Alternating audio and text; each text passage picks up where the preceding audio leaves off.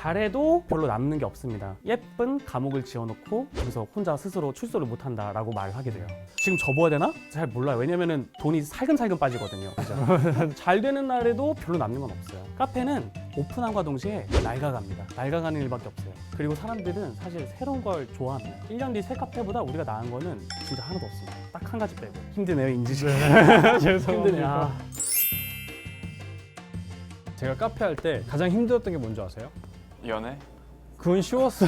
그런 건 쉽다. 외모만 있으면 되잖아. 그게 아니라 저는 이제 오피스 상권에서 했는데 작은 카페를 했죠. 근데 오피스 상권에서 옆 건물에도 카페가 있고 얼마나 카페가 많았겠어요. 근데 손님들이 이 걸어가는 이 동선에서 우리 카페로 들어오게 하는 거, 이거 진짜 힘들었어요. 어떻게 하면 될까요? 우리 선생님이 알려주신대요. 특히나 오늘은 작은 카페가 할 수 있는 그 전략을 알려주신다고 하니까 연매출 한 100억 정도 안 되는 카페 사장님들은 꼭 들으셔야 되는. 그래서 오늘은 이미커피의 브랜드 매니저로 활동하고 계신 선생님을 모셨습니다. 선생님? 나와주세요. 안녕하십니까. 저는 이미커피 브랜드 매니저 우경원이라고 합니다. 내부 저희 브랜드의 마케팅, 브랜딩, 그다음에 이벤트 기획, 그다음에 외부 컨설팅, 그다음에 SNS 콘텐츠 제작 이런 일들을 하고 있습니다. 오늘 준비한 내용은 개인 카페들은 어떻게 손님을 모아야 할까입니다. 먼저 결론부터 말하면 이 두 가지입니다. 그래서 오늘 제가 말씀드릴 내용은 이 두 가지 소리가 뭔지, 무슨 소리인지, 그리고 어떻게 해야 되는지 이거에 대해서 한번 세세하게 말씀드려 볼게요. 아까 말씀드린 매출 100억 이하도 좋지만 그 개인 카페들을 조금 더 한번 정의를 해볼게요. 이거에 벗어나시는 분들은 오늘 제가 말씀드린 것과는 조금 무관할 수도 있고요. 이거에 적용되시는 분들은 좀 더 주의 깊게 들어주시면 될 것 같아요. 첫 번째, 개인 자영업자입니다. 어떤 회사에서 본부지는 따로 있고, 예를 들어 건설 회사라든지 뭐 화장품 회사라든지 그런 걸 두고 따로 카페를 차리기도 하죠. 쇼룸 형태로. 그런 거 말고 개인 자영업자, 다시 말해서 이 카페가 곧 생계수단인 사람들, 그리고 망하면 두 번 할 수 없어. 모아놓은 돈이 많거나 원래 부자거나 하면 두 번, 세 번 하기도 해요. 그리고 그 끝에 잘 되기도 하지만 대부분은 두 번 할 수 없죠. 거의 다 끌어모아서 하기 때문에 두 번 할 수 없는 분들. 한마디로 자금 여유가 별로 없고, 그래서 지금 카페를 돌리더라도 뭔가 크게 변화를 일으키기 어려운 분들이에요. 그리고 마지막으로 잘해도 별로 남는 게 없습니다. 개인 카페들을 할 경우에 좀 평수가 좁아요. 보통은 평수가 좁으면 거기 사람들이 아무리 꽉 차더라도 사실은 남는 게 별로 없습니다. 이런 분들을 위한 오늘 내용이 될 거고요. 그래서 오늘 제가 말씀드리는 것들은 이런 거에 해당되지 않는다면 제가 말씀드린 거 말고도 방법이 더 많을 수도 있어요. 근데 다만 이런 분들이라면 제 말이 조금 더 참고가 되실 겁니다. 그 개인 카페들이 갖는 외식업으로서의 특징을 한번 보도록 할게요. 그 특징에 따라서 왜 이런 방법을 취해야 되는지, 왜 저런 방법은 안 되는지가 나오겠죠. A와 B가 낫다라는 장점이 있는데요. 혹시 뭔지 아시겠나요? 진입장벽? 진입장벽도 낫다도 있어요. 좋아요. 또? 이익이 낮다. 이익이 낮다. 그건 장점은 아니고 단점이죠. 네, 단점. 확실한 단점이죠. 원가율? 맞아요. 어떻게 알았어요?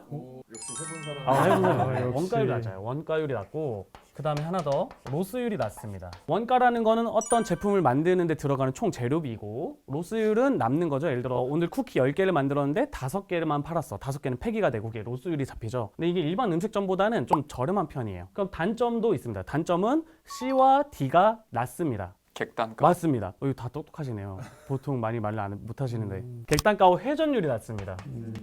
한번 예시를 들어볼게요. 저희가 이제 가성비 좋은 국밥을 먹는다 칠게요. 국밥 요새 한 8, 9천 원에서 10,000원 정도 하죠. 10,000원에 저는 혼자 식당 가면 한 15분 만에 먹어요. 빨리 먹고 나오거든요. 직장인분들도 한 30분이면 먹죠. 우리가 좀 이야기를 길게 한다 쳐도 1시간이면 먹어요. 근데 카페 가면 5, 6천 원짜리 커피를 한 잔 사서 2, 3시간, 많으면 4, 5시간 있기도 하죠. 지금 우리가 가성비 좋은 국밥을 쳐서 그렇지, 예를 들어 고기 먹으러 간다. 사장님은 고기 먹으러 가서 1인당 어느 정도 쓰세요? 고기 먹으러 간 지가 너무 오래돼가지고 지금. 보통 1인당 저는 한 5만 원 정도 쓰고, 또 비싼 데 가기도 하고, 뭐 술까지 마시면 더 많이 쓰죠. 이렇게 객단가와 회전율에서 너무 많이 차이가 나요. 그렇기 때문에 나오는 특징이 있습니다. 원가율과 노수율이 낮아서 쉽게 망하진 않아요. 객단가와 회전율이 낮아서 아까 말했듯이 잘 돼도 돈을 벌기가 어려워요. 이게 외식업소 갖는 카페의 특징입니다. 이거를 이제 어떤 곳에서는 예쁜 감옥을 지어놓고 거기서 혼자 스스로 출소를 못한다라고 말을 하게 돼요. 뭔가 지금 접어야 되나? 잘 몰라요. 왜냐면은 돈이 살금살금 빠지거든요. 공감되시죠? 돈이 살금살금 빠지는데 잘 되는 날에도 별로 남는 건 없어요. 이런 것들 때문에 사실은 굉장히 어렵습니다. 그러면은 어떻게 우리가 신규 고객을 모아야 되나, 재방문을 이끌어야 되나 한번 또다시 들어가 볼게요. 저희가 한번 해부를 해볼게요. 신규 고객은 어떻게 생길까요? 입소문? 입소문 좋습니다. 좀 하나씩 한번 볼게요. 먼저 지나가다 우연히 오시는 분이 있고요. 그 다음에 검색해서 찾아오시는 분들이 있고요. 그 다음 입소문, 그렇게 추천받아서 오는 사람이 있고요. 그다음에 이제 요즘에 하나 새로 생겼죠. 네, 온라인 콘텐츠 보고 오시는 분들이 있어요. 옛날에 예를 들어 지금처럼 인스타그램이나 유튜브가 흥하기 전까지는 요거는 사실 별로 없었어요. 검색해서 오거나 입소문을 지나가다 우연인데 요새는 그냥 제가 인스타그램을 넘겨보거나 유튜브를 보다가 갑자기 카페 추천 콘텐츠가 떴네? 괜찮나 보이네? 하면 글로 가기도 하죠. 신규 고객은 이렇게 온다고 생각을 하시면 되고, 지나가다 들리는 사람들은 보통 그냥 상권이죠. 상권발. 대로변에 있거나 왔다 갔다 하는 그 길에 있거나 보통 상권이에요. 상권과 광고물이죠. 간판도 될 수 있고요. 또는 입간판도 낼 수 있고, 상권을 잘 선택하기 위해서는 안목과 그리고 돈이 필요한데, 사실 아까 말했던 우리가 생각하는 그 개인 카페들은 상권을 좋은데 가기 좀 어렵죠. 그리고 이미 카페를 차렸다면 상권을 바꾸기도 어려워요. 그리고 또한 상권이 좋으면 어쩔 수 없이 임대료는 비싸고, 카페가 잘 되다 보면 임대료를 또 올리게 될 수도 있습니다. 그렇기 때문에 상권에만 너무 의지하는 건 좀 위험해요. 광고물은 케이스 바이 케이스입니다. 연남동이라던가 좀 서촌이라던가 이런 곳에 그런 입간판이 있으면은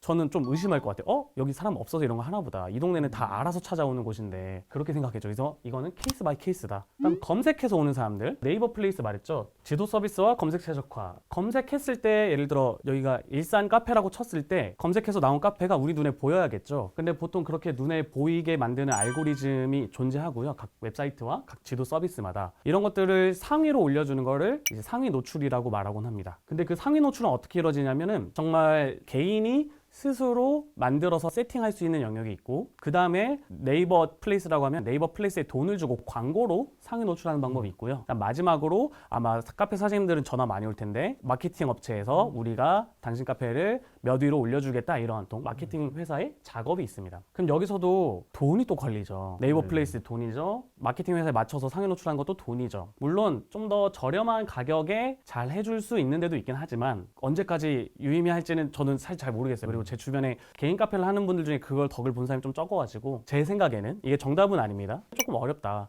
오히려 대형 카페고 광고나 이런 거에 돈을 태운 만큼 수익을 얻을 수 있는 구조를 갖고 있는 카페라면 해도 된다고 생각하지만, 아까 말했던 우리가 생각했던 그런 개인 카페에서는 여기에 들어가는 것도 좀 부담이 될 수는 있어요. 제가 사례를 하나 말씀드리면, 저희가 컨설팅 했던 카페가 A라는 지역에 있었어요. A 지역 카페라고 한번 많이 쳐봤어요, 여기저기. 근데 신기하게도 한 뭐 몇 킬로 떨어진 되게 상권이 다른 B 지역 카페가 거기 올라오더라고요. 그걸 보니까 여기가 돈을 맡겨서 좋은 마케팅 업체를 해서 검색했을 때도 뜨게 만들었구나. 그래서 실제로 보니까 그 B라는 카페가 자기 있는 지역뿐만이 아니라 그 둘러싼 모든 범위 내의 카페를 검색하면 다 나오게 세팅이 되어 있는 거예요. 그 카페는 원래 하는 사업이 따로 있는데 카페 브랜드를 한번 내본 거예요. 그러니까 돈이 많으니까 그만큼 할 수 있는 거예요. 근데 그게 개인 카페 입장에선 당해낼 수 없는 돈이겠죠. 입소문.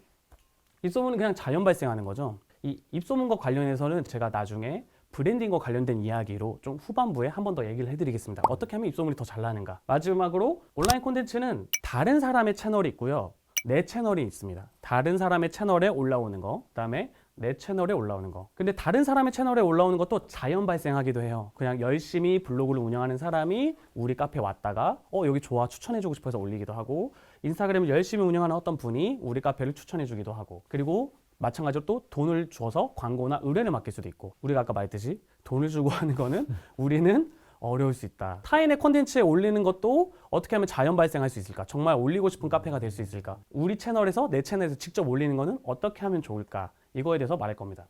그럼 결국 가장 좋은 거는 세 가지가 어떻게 보면 제가 많이 추천하는 방법일 겁니다. 어떻게 하면 입소문을 많이 내게 할 거냐, 그다음에 어떻게 하면 내 채널을 잘 운영할 수 있느냐, 그다음에 타인의 채널에 어떻게 우리 카페가 올라갈 수 있을까, 어떻게 다른 사람들이 우리 카페를 보고 내 채널에 올리고 싶어, 내 컨텐츠를 만들고 싶어 라고 만들 것인가. 그리고 그 중에서도 저는 이걸 제일 중요하게 생각하거든요. 내 채널을 운영하는 게 너무 중요합니다. 내 채널 운영이 왜 그렇게 중요한지에 대해서 한 번 더 말씀드리고, 다시 한번 어떻게 방법을 만들 것인가, 브랜딩을 어떻게 할 것인가 한번 말씀드리겠습니다. 자연 발생적으로 입소문이 나고 자연 발생적으로 남들이 소개하고 싶은 카페가 되는 것과 내 채널에 콘텐츠를 잘 올려서 사람들에게 많이 퍼져나가는 것이 중점입니다. 사실 이거 두 개 다 필요한 거는 브랜딩입니다.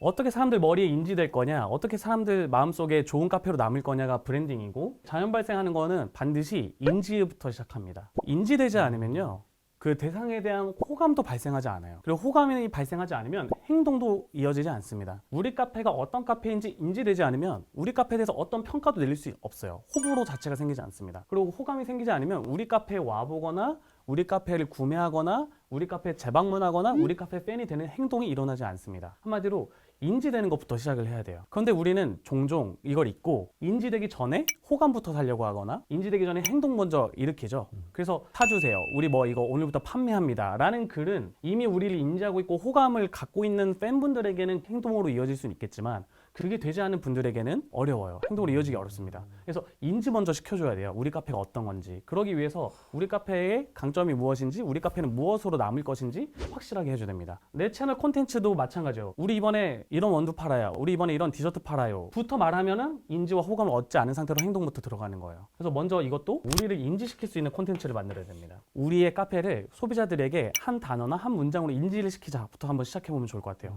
그 연애하는 거랑 되게 비슷하다는 그죠? 생각을 했어요. 맞습니다. 호감이 없이 행동을 하면 맞습니다. 거절을 당하는 맞습니다. 거죠.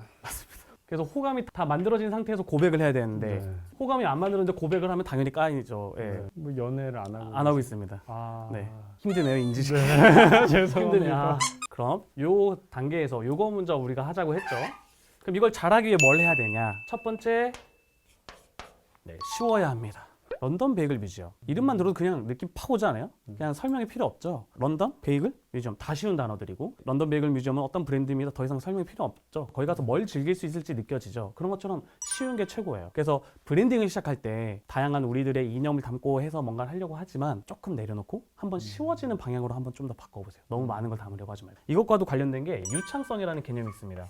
이 유창성이라는 개념은 히트메이커스라는 책에서 나오는데요. 유창성을 말하면은 알아듣기 편하고 쉽게 기억되기 좋은 경향성을 말해요. 그래서 이 유창성이 뛰어나 쉽게 알아들을 수 있고 쉽게 기억되기 쉬워. 그러면은 호감도가 올라간대요, 저절로. 근데 만약에 유창성이 떨어져, 어려워. 그러면은 호감도가 떨어진대요. 이거 관련해서 되게 재밌는 논문이 있는데요. 사람들을 모아놓고 연구를 했대요. A그룹한테는 BMW가 좋은 이유 한 가지를 대보세요 라고 했고 B그룹에는 BMW가 좋은 이유 한 10가지를 대보라고 했대요. 그걸 후에 BMW에 대한 호감 점수를 써주세요 라고 했더니 그 점수 차이가 한 2점 정도 차이 나는데 이게 실제로 이거를 판매 대수라면 몇 천만 대가 차이가 난대요.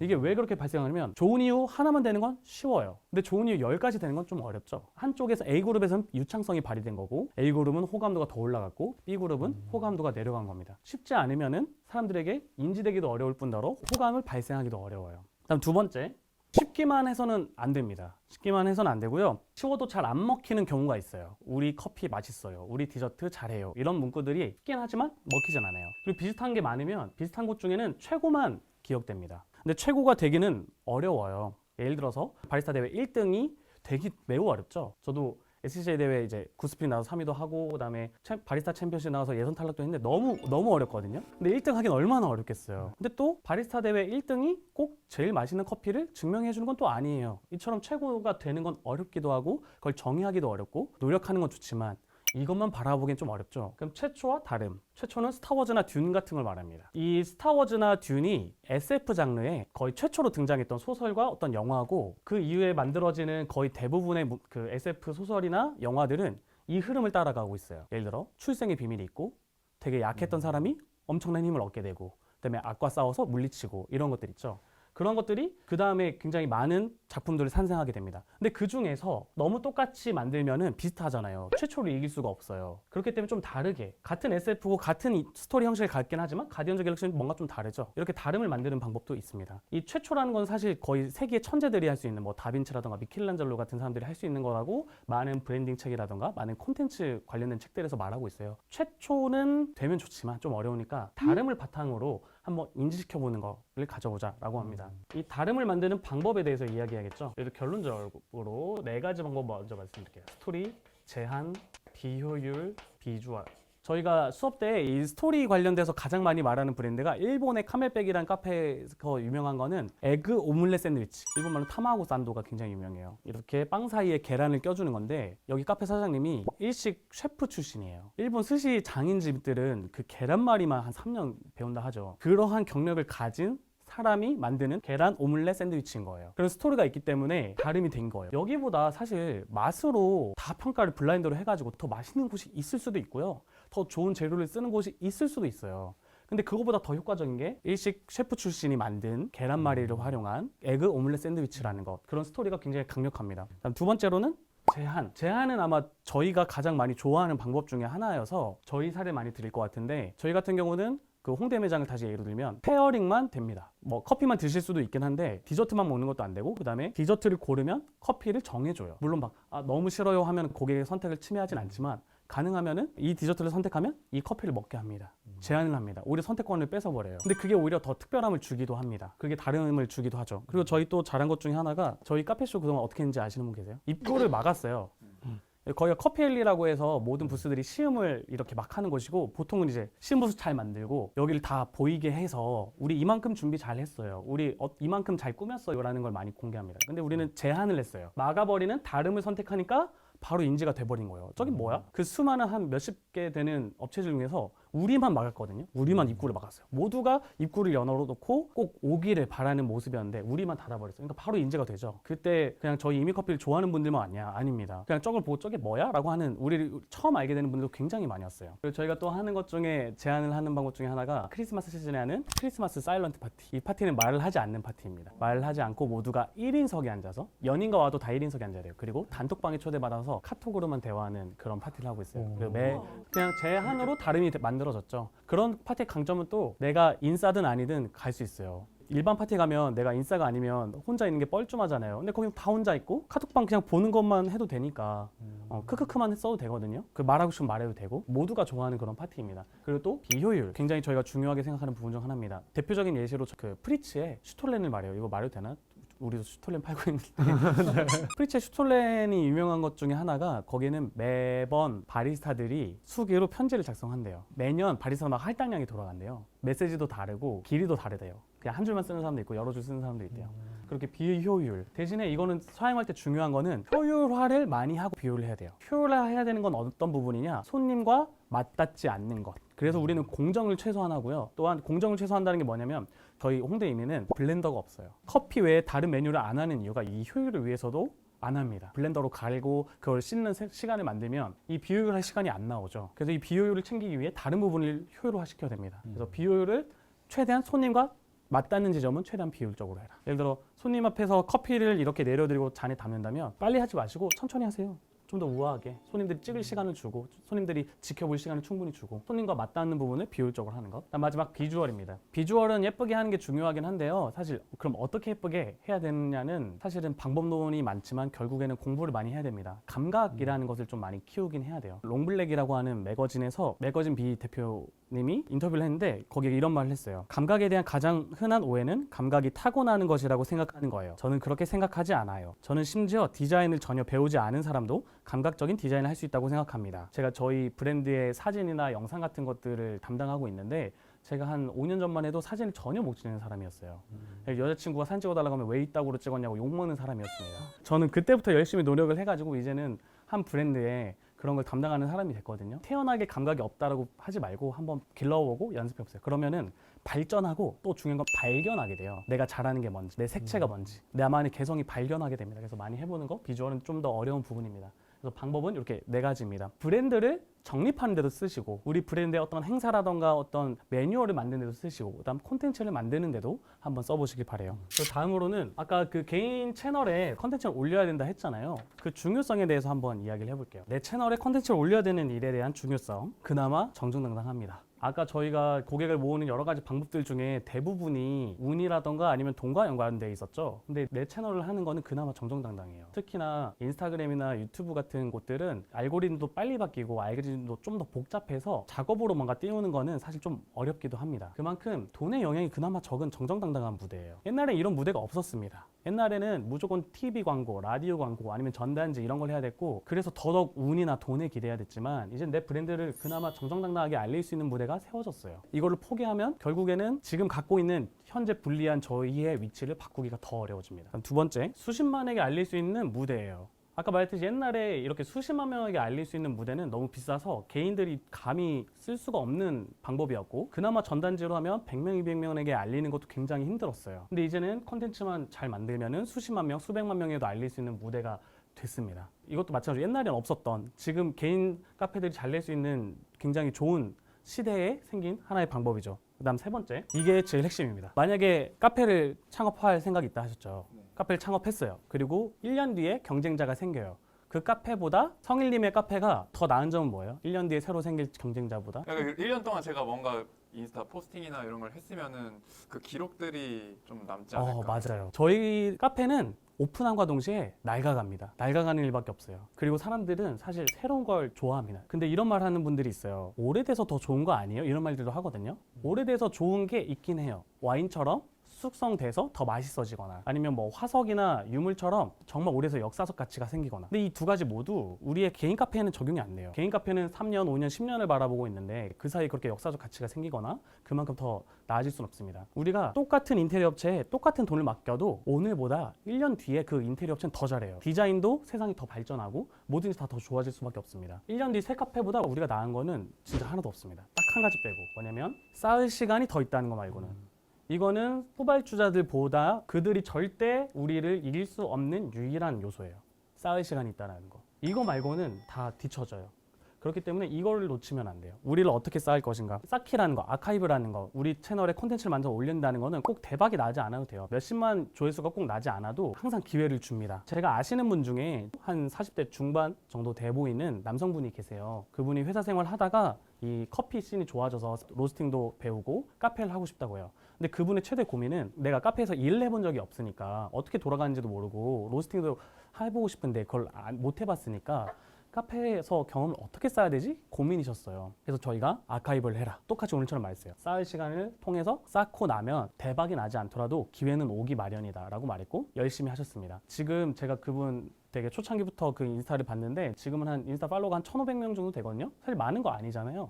근데 최근에 카페에 취업했습니다. 굉장히 비싼 스페셜티 커피를 파는 카페에 취업해서 거기서 로스팅도 하고 커피도 내린다고 해요. 어떻게 왔냐면은 그 대표님이 직접 연락이 왔대요. DM으로 그분에게. 이렇게 꼭 대박나지 않더라도 기회는 올 수 있습니다. 그리고 저도 마찬가지입니다. 제가 이렇게 이밀커피 소속인데 이렇게 나올 수 있었던 것도 제가 인스타그램에서 열심히 뭔가를 하고 있으니까 그걸 보고 연락 주셨을 거예요. 그렇게 실제로 많이 연락이 오고요. 제가 옛날에는 오히려 지금보다도 더 팔로워도 적고 그랬을 때도 저한테 넷플 연가라는 곳에서 페어링을 주제로 모임을 열어달라고 왔어요.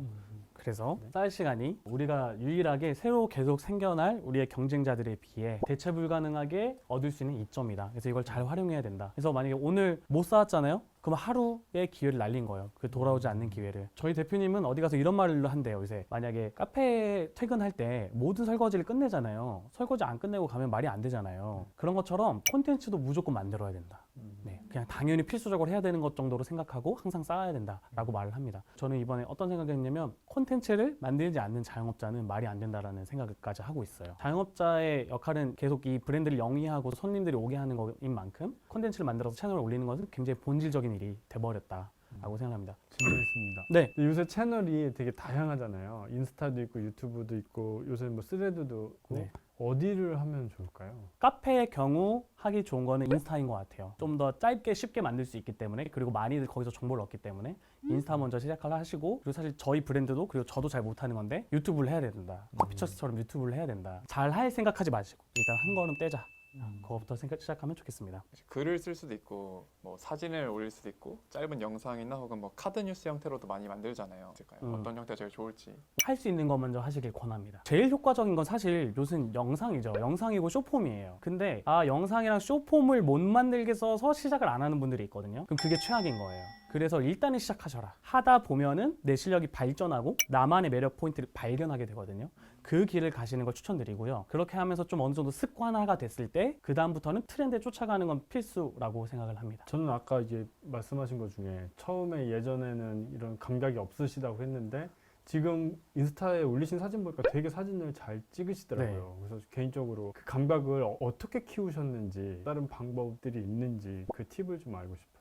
일단은 보고 배우는 거고요. 보고 배우는 거고 이걸 이제 애플식으로 전환하면 steal, 훔치다라고 많이 말합니다. 잘하는 사람들 걸 많이 보고요. 처음엔 모방을 해요. 최대한 그 사람들 것과 비슷한 느낌으로 많이 찍으려고 하고요. 내가 좋아하는, 내가 진짜 잘 된다고 생각하는 것들 모방해서 찍으려고 많이 하고 비슷하게 찍었는데 내 거는 그렇게 안 돼. 왜지? 라는 생각이 들면 다시 그거를 대조를 해봐요. 그럼 분명 뭔가 달라요. 제가 모방을 하려고 했지만 다르거든요. 그래서 그런 걸 하다 보면은 조금씩 늘고 그다음은 자기만의 개성을 조금씩 넣을 수 있게 됩니다. 그래서 처음에는 모방이고 제 인스타그램에 즐겨찾기 목록에는 그렇게 제가 닮고 싶어하는 분들로 채워놨어요. 쭉 보면서 와 이렇게 하면서 이렇게 해야 되네 라고 생각을 하고 저희 브랜드에 뭔가 찍으려고 해도 예를 들어 뭐 새로운 디저트 사진을 찍으려고 한다. 그러면 디저트 사진 어떻게 찍으면 예쁠까를 한번 인터넷에 검색해보고 그다음 제가 그동안 봤던 것 중에 와 진짜 잘 찍었다 싶은 것들 저장해둔 것들 한번 본 다음에 한번 이런 느낌을 내볼까 하면서 시작을 해보는 거. 요즘 카페들이 많이 어렵잖아요. 폐업을 너무 많이 하고 좀 경기가 불황이라서 그런 말들이 많아요. 근데 과연 경기가 좀 회복되면 나아질 거냐? 아니라고 봅니다.